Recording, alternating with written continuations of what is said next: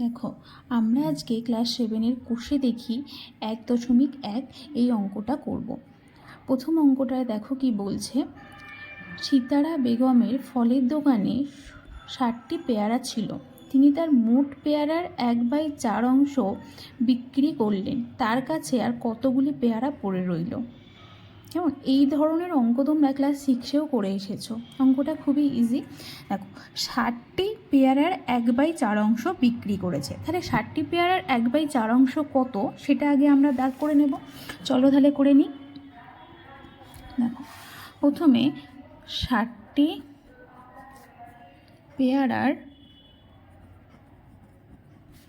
1/4 অংশ সমান কত বেরোবে? তাহলে দেখো, 60টি পেয়ারার মানে 60-এর, তাই তো, 60-এর 1/4, আর এর মানে আমরা জানি গুণ।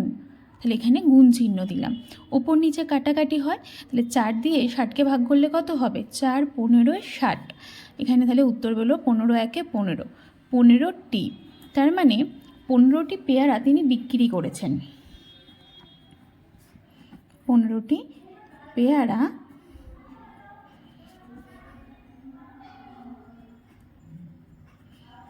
বিক্রি করেছেন। কিন্তু আমাদেরকে তো বিক্রি করেছেন কতগুলো চাইনি, আমাদেরকে কি চেয়েছে? দেখো, আমাদেরকে চেয়েছে তার কাছে কতগুলি পেয়ারা পড়ে রইল। তাহলে 60-এর থেকে যদি আমরা এই 15কে বাদ দিয়ে দিতে পারি, তাহলে সেটাই তার কাছে পড়ে রইল। অতএব তার কাছে পড়ে রইল কতগুলো পেয়ারা? 60 বিয়োগ 15টি। কত উত্তর বেরোবে? তাহলে 60 থেকে 15 বিয়োগ করলে 45টি, তাই তো? তাহলে 45টি পেয়ারা তার কাছে পড়ে রইল। হয়ে গেল, খুব ইজি। আচ্ছা চল, এবার আমরা 2-এর অঙ্কটা করে ফেলি।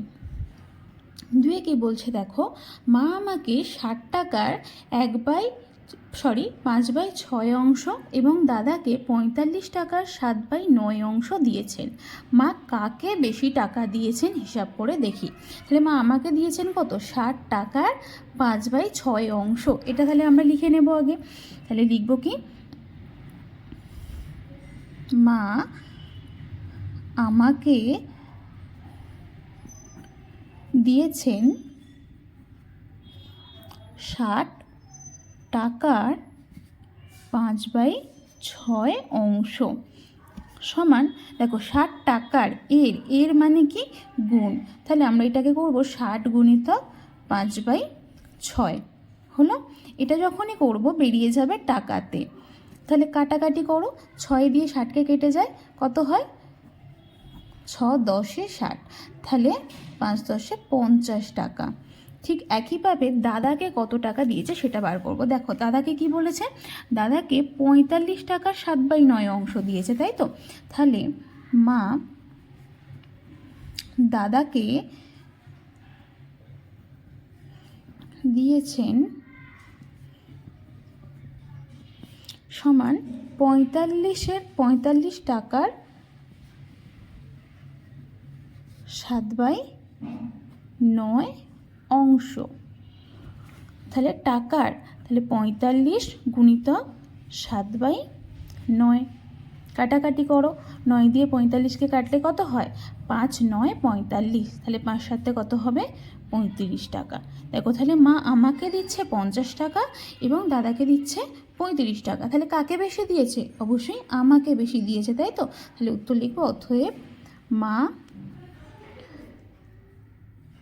আমাকে বেশি টাকা দিয়েছেন। হয়ে গেল 2-এর অঙ্কটা, খুব সোজা। এবার আমরা 3-এর অঙ্কটা করব।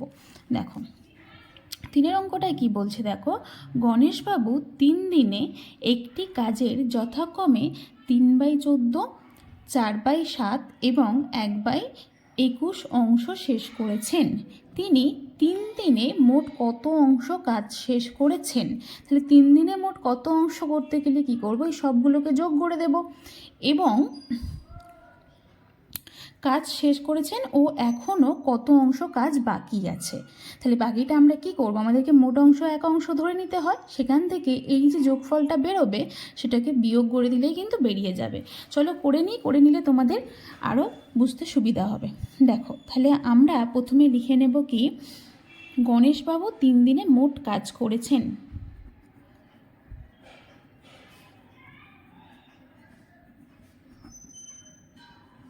তিন দিনে মোট কাজ করেছেন। মোট কাজ কত করেছেন দেখো, অংশগুলো সবগুলোকে যোগ করব। 3/14 যোগ 4/7 যোগ 1/21, এত কি হবে অংশ। আমরা ভগ্নাংশের যোগ কিন্তু আগেই শিখেছি কি করতে হয়, এই যে নিচে যে সংখ্যাগুলি রয়েছে এগুলো লসাগু করতে হয়। কেমন, 14, 7 আর 21 এর আমরা লসাগু করব। কত দিয়ে যাবে, 7 দিয়ে দেখো 3টে গিয়ে যাচ্ছে, 7 2 14, 7 1 7, 3 7 21, আর কি যাবে, যাবে না। তাহলে আমরা কি জানি, এগুলোকে গুণ করবো, 7 গুণিতক 2 গুণিতক 1 গুণিতক 3, 7 2 গুণে 14 আর 3 14 কত হয় 42। তার মানে আমাদের লসাগু কত বেরোলো 42। তাহলে আমরা নিচে লিখব 42। এবারে আমরা কি জানি, এই যে নিচের সংখ্যাটা এটাকে দিয়ে এটাকে ভাগ করতে হয় এবং যেটা উত্তর হয় তার সাথে উপরেরটাকে গুণ করতে হয়। তো 14 দিয়ে যখন 42কে ভাগ করব কত উত্তর হবে বলো, 14 3 14 42, তাই না। 3কে 3 দিয়ে গুণ করলে 3 3 9, মাঝখানে যোগ চিহ্ন ছিল দিলাম। এবার 7 দিয়ে যখন 42কে ভাগ করব কত হবে, 6 7 42, তাই তো, 6 উত্তর বেরোলো ভাগফল। এবার 6 দিয়ে 4কে গুণ করব, 4 6 কত হয় 24, যোগ 21 দিয়ে যখন 42কে ভাগ করব, 21 2 42, তাই তো। তাহলে 2 1 2 হলো ব্র্যাকেট, এবং লিখবো শেষে লিখবো কি অংশ। সবগুলোকে যোগ করো, কত হবে 9 আর 24 যোগ করলে কত হয়, 9 সাথে 24 যোগ করো, তাহলে 25 26 27 28 29 30 31 32 33, 33 সাথে 2 যোগ করলে হয় 35, তাহলে 35/42। দেখো দুটো কিন্তু কেটে যাচ্ছে, কত দিয়ে কেটে যাচ্ছে, দুটোকেই 7 দিয়ে ভাগ করা যায়। তো এইটাকে 7 দিয়ে ভাগ করলে কত হবে 5, আর এইটাকে 7 দিয়ে ভাগ করলে কিন্তু হবে 6। তাহলে আমাদের উত্তর বেরোলো 5/6 অংশ। এই অংশ কাজ কিন্তু গণেশবাবু করে ফেলেছেন। তাহলে আমাদেরকে কি করতে হবে, বাকি অংশটা বার করতে হবে, কত কাজ বাকি আছে। আমরা একটা উত্তর কিন্তু পেয়ে গেলাম, মোট কত কাজ করেছেন তিনি সেটা পেয়ে গেলাম। কেমন, তাহলে আমরা এটা উত্তরটা লিখে দিই। অতএব মোট 5/6 অংশ কাজ করেছেন হলো। আচ্ছা, এবারে আরেকটা পোর্শন যেটা আছে দেখো, এখনও কত অংশ কাজ বাকি আছে, এইটা তাহলে আমাদেরকে বার করতে হবে। আমরা কি জানি, মোট অংশকে সবসময় আমরা কি ধরবো, 1 ধরবো, তাই তো। তাহলে লিখবো মোট কাজ সমান 1 অংশ, লিখতে পারি আমরা। আচ্ছা, তাহলে বাকি কত আছে, বাকি আছে এই দেখো, মোট যদি 1 হয় তাহলে এই মোট থেকে যেই কাজটা হয়ে গেছে আমরা যদি সেটাকে বিয়োগ করে দিই তাহলেই তো আমরা পেয়ে যাব কত বাকি আছে, তাই না। তাহলে চলো বিয়োগ করে দিই। এই 1-এর নিচে কিছু নেই মানে কিন্তু 1 আছে, আর 1 আর 6 লসাগু কিন্তু একই হয়। হলো, 1-এর নিচে কিছু নেই মানে কি বললাম, 1 আছে। তাহলে এই 1 দিয়ে 6কে ভাগ করলে 6 উত্তর হয়, আর 6 1 6, মাঝখানে বিয়োগ চিহ্ন ছিল, বিয়োগ চিহ্ন দিলাম। 6 দিয়ে 6কে ভাগ করলে 1 উত্তর হয়, এবং 5কে 6 দিয়ে গুণ করলে 5 1 5 হলো। তাহলে 6 থেকে 5 বিয়োগ করলে হয় 1/6 অংশ, বেরিয়ে গেল বাকি কাজ। কেমন, তাহলে কমপ্লিট হয়ে গেল আমাদের 3-এর অঙ্কটা, খুব সহজ না। দেখো এবার 4-এরটা দেখো কি বলছে, বলছে একটি বাঁশের দৈর্ঘ্যের 1/3 অংশে লাল রং, 1/5 অংশে সবুজ রং এবং বাকি 14 মিটারে হলুদ রং দিয়েছি। বাঁশটি কত মিটার লম্বা হিসাব করি। তাহলে আমাদেরকে এখানে লাল রং করেছে কতটা দেওয়া আছে, সবুজ রং করেছে কতটা দেওয়া আছে, এবং বাকিটা হলুদ রং করেছে। ধরো এটা যদি একটা বাঁশ হয়, এইটা যদি একটা বাঁশ হয় তো এটা ধরো 1/3 অংশ, এখানে সবুজ রং এখানে লাল রং করেছেন, এই অংশটায় তিনি 1/5 অংশ তিনি সবুজ রং করেছেন, এবং বাকি যেটা পড়ে রয়েছে এটা 14 মিটার বলে দেওয়া হয়েছে, এটা 14 মিটার, এবং এখানে তিনি হলুদ রং করেছেন। তাহলে এই মোট সম্পূর্ণ বাঁশটার দৈর্ঘ্য কত আমাদেরকে বার করতে হবে। এই অঙ্কটাকে আমরা এক্স ধরেও করতে পারি এবং অন্য একটা প্রসেসেও করতে পারি। চলো, আমি এক্স ধরে করছি না, নর্মাল যে প্রসেসটা হয় সেটাই করছি। আমরা তাহলে কি করব, মোট লাল রং এবং সবুজ রঙের পরিমাণটা আগে বার করব, টোটাল লাল এবং সবুজ রং কতটা করা হয়েছে। তাহলে বাঁশটিতে লাল ও সবুজ রং করা হয়েছে। কি করব, এই দুটো অংশকে আমরা যোগ করব, 1/3 যোগ 1/5 অংশ। আমরা এইমাত্র ভগ্নাংশের যোগ দেখলাম কি করে হয়, এই নিচের দুটো লসাগু করতে হয়। দেখো 3 আর 5 দুটোই যেহেতু মৌলিক সংখ্যা, এদেরকে তো কোনো সংখ্যা দিয়ে ভাগ করা যাবে না এক ছাড়া, তাই এই দুটো আমরা সোজাসুজি গুণ করে দেব, 3 5 15 হয়ে যাবে এদের লসাগু। বুঝলে? এবারে এই 3 দিয়ে 15কে ভাগ করো, কত বেরোবে, 5, 5 একে 5, যোগ 5 দিয়ে 15কে ভাগ করো, কত উত্তর বেরোবে, 3, তো 3 একে 3 অংশ। এবার যোগ করো, 5 আর 3 যোগ করলে কত হয়, 8, 8/15 অংশ। ঠিক আগের মতোই এবার আমরা সম্পূর্ণ অংশটাকে কি ধরে নেব, 1 ধরে নেব। ধরি সম্পূর্ণ বাঁশ সমান 1 অংশ। তাহলে এই 1 অংশের মধ্যে 8/15 অংশ তো অলরেডি সবুজ আর লাল রং করা হয়ে গেছে, তাহলে বাকি যেটা পড়ে রয়েছে সেটাতে হলুদ রং করা হবে, তাই তো? তাহলে বাকি অংশটা আমরা বার করি, অতএব বাকি অংশ সমান কি করে বার করব, এই সম্পূর্ণ অংশ থেকে যেটা রং করা হয়ে গেছে এটাকে বিয়োগ করে দেব।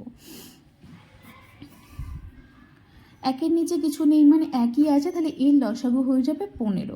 15 একে 15 বিয়োগ, এখানে 15কে 15 দিয়ে ভাগ করলে 1 উত্তর হয়, এবং 1কে 8 দিয়ে যখনই গুণ করব 8 একে 8ই আসবে, তাই লসাগু এবং এই লবটা যদি সমান হয় তাহলে ওপরে যেটা আছে সেটাই বসে যায়। হলো? তাহলে 15 থেকে 8 বিয়োগ করো, কত হবে, 7 হবে না, 7/15 অংশ। তাহলে 7/15 অংশ কি করা আছে, রং করা এখনও বাকি আছে, এবং আমাদেরকে বইয়ে বলেছিল এই বাকি অংশটাই কিন্তু 14 মিটার। তার মানে আমরা বুঝতে পারছি এই 7/15 অংশ মানেই আমাদেরকে বলা হচ্ছে 14 মিটার। তাহলে আমরা কি এটা লিখতে পারি, 7/15 অংশ সমান 14 মিটার। তাই তো বলে দিয়েছে আমাদেরকে অঙ্কে। তাহলে আমরা তো সম্পূর্ণ বাঁশকে কত ধরেছিলাম, 1 অংশ ধরেছিলাম, এই 1 অংশের মানটা বার করে নিলেই কিন্তু আমরা সম্পূর্ণ বাঁশটা কত দৈর্ঘ্যে সেটা পেয়ে যাব। তাহলে 1 অংশ সমান কি হবে, 14 ভাজিত 7/5, এই 7/15 হলো। আচ্ছা দেখো, এবারে আমাদেরকে ভাগ চিহ্নটা কি করতে হয়, গুণ চিহ্ন করে নিতে হয়, এবং ভগ্নাংশটা যখনই গুণ হয়ে যায় ভগ্নাংশটা উল্টে যায়, এটা আমরা ক্লাস 6-এ শিখেছিলাম। তো 15টা ওপরে চলে যাবে এবং 7টা এখানে নিচে চলে আসবে। হলো? দেখো 7 দিয়ে 14 কেটে যাবে, 7 2 14, এবং 15 দুগুণে কত হয়, 30। তাহলে উত্তর বেরোলো 30 মিটার। বুঝতে পারলে? আমরা এবার 6-এর দাগের অঙ্কটা 5-এর দাগের অঙ্কটা করি। একটি খাতার দাম 6.50 টাকা হলে 15টি খাতার দাম কত? এটা খুব সোজা অঙ্ক। আচ্ছা, তাহলে আমরা কি লিখব, একটি খাতার দামটা লিখব। হ্যাঁ, লিখব একটি খাতার দাম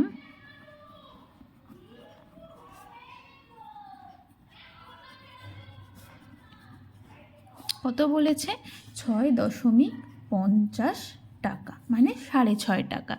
তাহলে অতএব 15টি খাতার দাম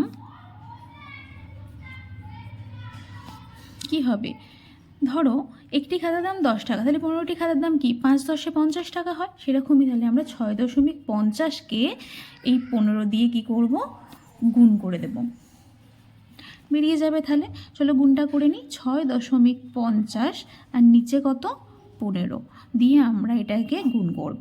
5 0 0, 5 5 25, হাতে থাকে 2, 5 6 30 আর হাতে ছিল 2, তাহলে হয়ে যাবে 32। একটা ঘর বাদ দাও, 1 0 0, 5 1 5, 6 1 6। এবারে কি করতে হয়, দুটো যোগ, 0 5, 5 আর 2 হয় 7 এবং 6 আর 3 হয় 9। দশমিক কটা সংখ্যার আগে ছিল, দুটো সংখ্যার আগে ছিল, তাহলে এখানেও আমরা শেষের দিক থেকে গুণে দুটো সংখ্যার আগে দশমিক দিয়ে দেব। তাহলে আমাদের উত্তর কত বেরোলো, 97.50 টাকা হলো। এবার 6 দাগের অঙ্কটা করি। একটি বক্সে 12টি চিনির প্যাকেট আছে, প্রত্যেকটি প্যাকেটের ওজন 2.48 কিগ্রা। বাক্স এবং প্যাকেটগুলির মোট ওজন 36 কিগ্রা হলে হিসাব করে দেখি বক্সটির ওজন কত। তাহলে 12টি চিনির প্যাকেটের মোট ওজন বার করতে হবে। প্রত্যেকটি প্যাকেটের ওজন বলছে 2.84 কিগ্রা। তাহলে একটি প্যাকেটের ওজন যদি 2.84 কিগ্রা হয়, লিখব একটি প্যাকেটের ওজন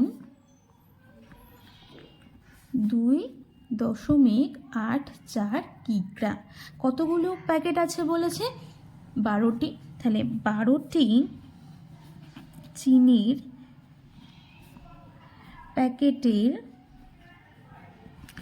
মোট ওজন কত হবে, ওই 2.84কে আমরা 12 দিয়ে গুণ করে দেব, সেটাই হবে টোটাল 12টি প্যাকেটের ওজন, তাই তো। তাহলে চলো গুণটা করে নিই, 2.84, নিচে কি দেব, 12। তাহলে 4 দুগুণে 8, 8 2 16, 6, হাতে যায় 1, 2 2 4 আর হাতের 1 কত হলো, 5। এবার একটা ঘর ছেড়ে দেবো এবং 1 দিয়ে গুণ করব। 4 1 4, 8 1 8, 2 1 2, যোগ করে দাও। 4 আর 6 কত হয়, 10, 10 শূন্য, হাতে 1 থাকবে। 5 আর 8 কত হয়, 13, আর হাতের 1 কত হয়ে যাবে, তাহলে 14, তাই তো। আর এখানে 2 আর হাতের 1 ছিল, তাহলে 3 হয়ে যাবে। এবং দেখো দুটো সংখ্যার আগে যেহেতু দশমিক ছিল, তাই আমরাও শেষের দিক থেকে দুটো সংখ্যার আগে দিয়ে দেব দশমিক। তাহলে এখানে উত্তর কত বেরোলো, 34.08 কিগ্রা। এটা কি বেরোলো, 12টি চিনির প্যাকেটের মোট ওজন বেরোলো 34.08 কিগ্রা। কেমন। এবারে আমাদেরকে অঙ্কেতে কি বলা হয়েছিল, দেখো অঙ্কতে বলা হয়েছিল যে বাক্স এবং প্যাকেটগুলির মোট ওজন 36 কিগ্রা। কেমন, এটা তাহলে আমরা লিখে নিই। তাহলে বাক্স ও প্যাকেটগুলির মোট ওজন সমান 36 কিগ্রা। আচ্ছা তোমরা বলো, প্যাকেট 12টি প্যাকেট আর বাক্স মিলিয়ে 36 কিগ্রা, আর আমরা এখানে দেখলাম যে শুধু 12টি বাক্স হচ্ছে যে 34.08 কিগ্রা। তাহলে বাক্সটির ওজন কত? এই যে প্যাকেটগুলোকে যদি বাক্স থেকে বার করে নিই, যেটা পড়ে থাকবে সেটাই তো বাক্সের ওজন। তাহলে আমরা কি করব, এই যে প্যাকেটের যে ওয়েটটা বেরিয়েছে সেটাই 36 থেকে বিয়োগ করে দেবো, বুঝতে পারলে। তাহলে চলো বিয়োগটা করে ফেলি। অতএব বাক্সটির ওজন সমান এই 36 বিয়োগ 34.08 কিগ্রা। বিয়োগ করে ফেলো।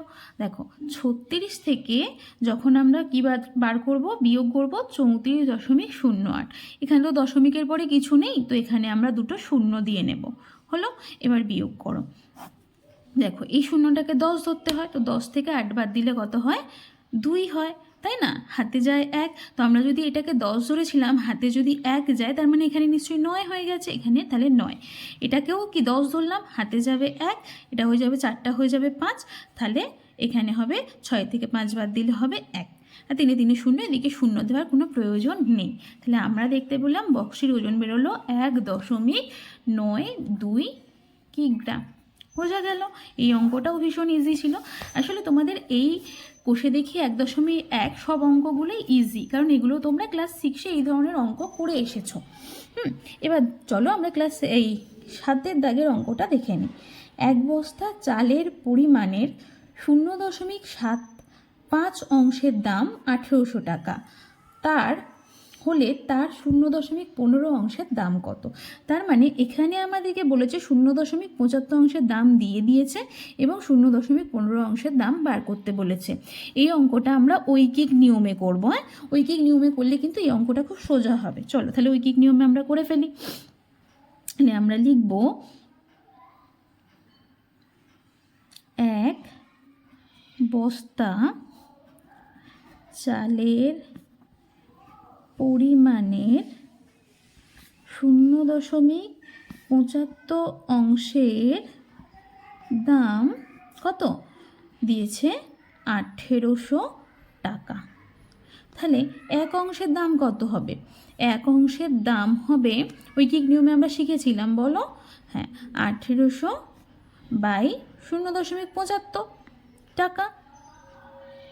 আচ্ছা, আমাদেরকে বার করতে দিয়েছে 0.15 দাম। তাহলে এখানে আমরা সেটা লিখব 0.15 দাম সমান, তাহলে কি হবে? ওটা তো গুণ হবে, তাই না? এটা তো সরল সম্পর্ক, পরিমাণ যখনই বাড়বে দাম তখনই বাড়বে। আর আমরা শিখেছিলাম সরল সম্পর্কে কি হয়, দ্বিতীয় লাইনে ভাগ হয় আর তৃতীয় লাইনে গুণ হয়। তাহলে এটা যাবে ওপরে, 18 পাশে চলে যাবে কি 0.15, আর নিচে তাহলে কি আছে 0.75।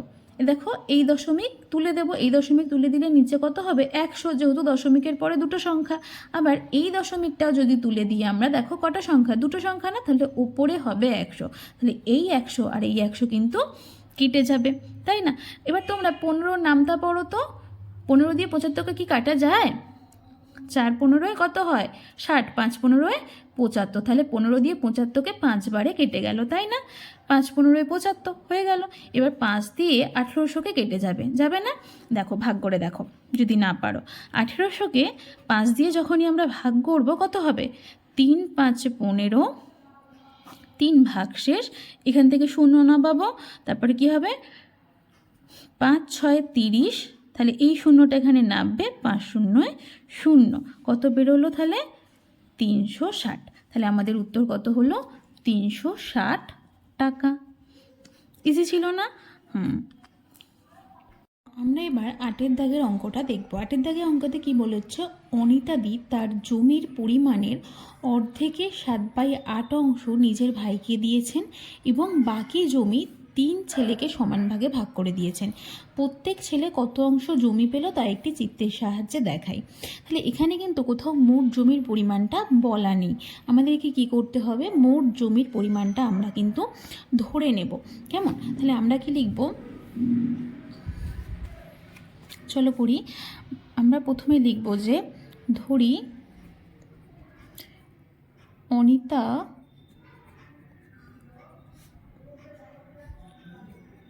দির মোট জমি সমান 1 অংশ।